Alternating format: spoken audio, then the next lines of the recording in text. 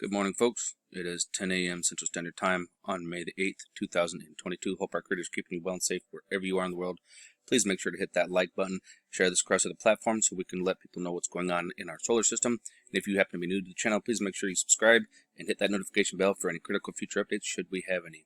We are starting off today at spaceweatherlive.com, and as we can see, we have been bringing our baseline of B-flux. We are living in a constant state of B-flux, which is all right with me. We did have a couple of C flares. We had a decent C flare here, a C6.45, and a couple of smaller Cs. But they're not coming off of the ones that are facing us, oddly enough. And as we come over to SDO, we are actually looking at our Hmi Magnetogram. And as you can see, we actually had one flare, our most recent one, the smaller one, come here from 3004. And the bigger one that we had earlier came off of this region that has not yet been named. But we will be keeping our eyes out for 3006 sunspot active region. As we can see, it is starting to develop and become a little more complex. As we come over here to Enlil, that's right, Enlil, the Anunnaki Sumerian wannabe god. Here at spaceweatherlive.com, this is NASA's version of it. We can see that one of the flares, the smaller one that we did have, actually kicked off a coronal mass ejection off in an opposite direction. The one that kicked off over here on the southeastern limb did not have an associated coronal mass ejection with it. It was just a flare, which means it was a spontaneous little flash. So everything should be all right in that department. And as we jump over here to look at LASCO C2 and C3, this here being LASCO C2, this is LASCO C3, we can clearly see that we've got ourselves a little friend right here. How you doing, buddy? You guys see him here? Little triangle and his little propulsion behind him. Looks like he was trying to get off a camera, but didn't quite make it. And this here is LASCO C3. We see another one here. We can see his little trail behind him, his little fla-la-la-la. But what we're going to do is we're going to start off on LASCO C2. There's actually quite a bit of activity out of the sun, even though the sun is not active. There's activity out there by it. And we got another little friend right here. We can see his little trail coming off from behind him. And we've got two more. We've got one here and one here. Actually, looks like we got three. We got another guy down here. Let me zoom in on these guys for you. See that activity? They are moving about. Quite a bit going on. You got another one here trying to get off camera. Didn't quite make it. There's a little propulsion signature there.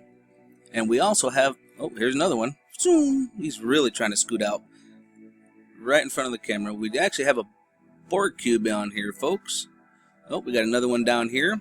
There's a little propulsion right behind him. Got another one right here next to the sun. Oh, let's see. Oh, look at this. Oh, we got two of them. We got one there, right here. You can see the head here, the wings, and the tail.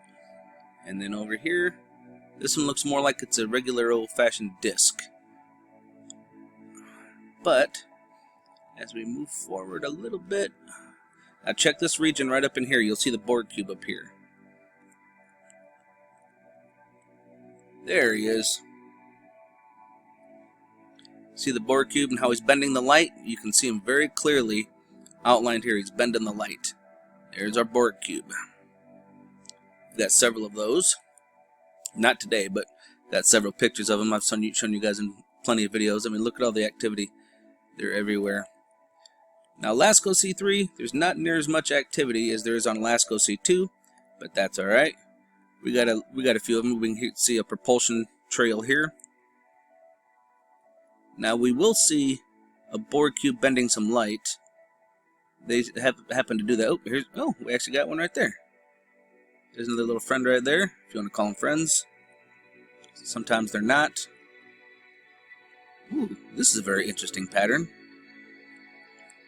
And they were all taken off at one shot. Come on, where's that Borg bend? There it is. Here he is bending light. He's actually right here. They're very good at bending light, just sometimes when we happen to capture them when they're not doing such a good job. But this is them bending the light.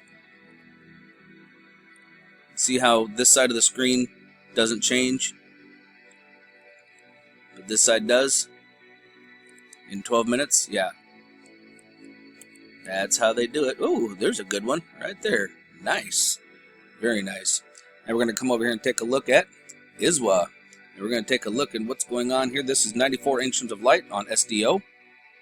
And we are going to see our flares right here. We're going to have, and believe it or not, we actually have one pop off here. And at the same time that this thing decides to give us a little kiss from around the corner, we have a filament release, folks. You ready? Here we go. Now, you see this starting to build up and starting to release? And that's when we got our kiss. See that? Chain reactions going on all over the sun. Pretty wild. And we're going to have another one pop off right here. We're actually going to have a double layer. This one's going to go, and this one's going to go. We'll get a flare, and this one actually gives us our coronal mass ejection. But we could still see this one flowing. So we do have a filament release from that. See what's going on here? We got the action here.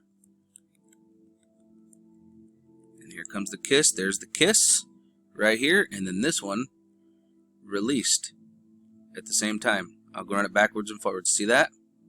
They both go at the same time. So we've got a little bit, we do have a release coming from that.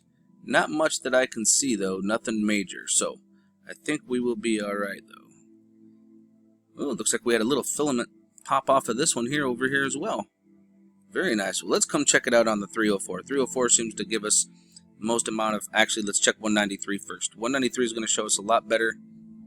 So we'll check out our filament release right up here.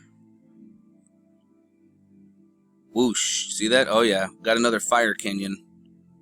Definitely had a release there. So we'll just have to see. It's not going to be major. I don't see anything major. Let's check out the 304. And we'll see the filaments a little bit better on this one. Ooh. And we'll actually get to see the fire canyon very well with this. Come on, where you at? Here it comes. There it is. Nice and slow. You see it? Erupting out.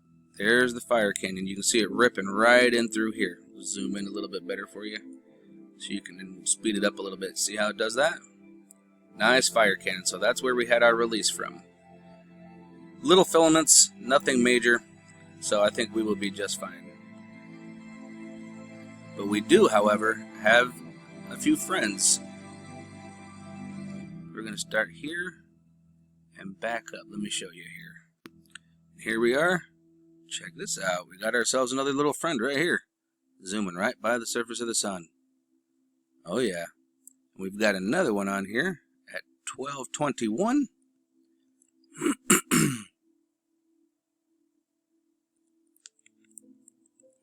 Right about there. Got ourselves another one right here. Going away from the sun. You can clearly see the little buddy right there. How you doing, bud? Where are you headed to? In such a hurry. For those of you who could be sky watchers, this right here was the Ecuad meteor shower. And we've been passing through it, through the basically debris from Halley's Comet, the last time that it went through. This was taken down in Chile. This here is Venus. You got Jupiter, Mars, and Saturn as you look towards sunset. And look at this beautiful, beautiful display.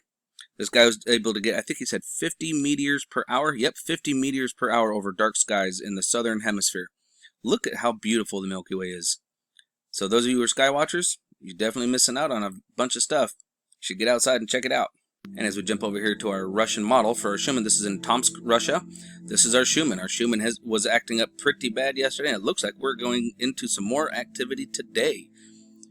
Lots of little spikes and peaks in here, so yeah, if you happen to notice your ears are aching, a little emotional, body aches, some people get nausea depending on how strong it is near them, pay attention to your body and then come take a look at the Schmann.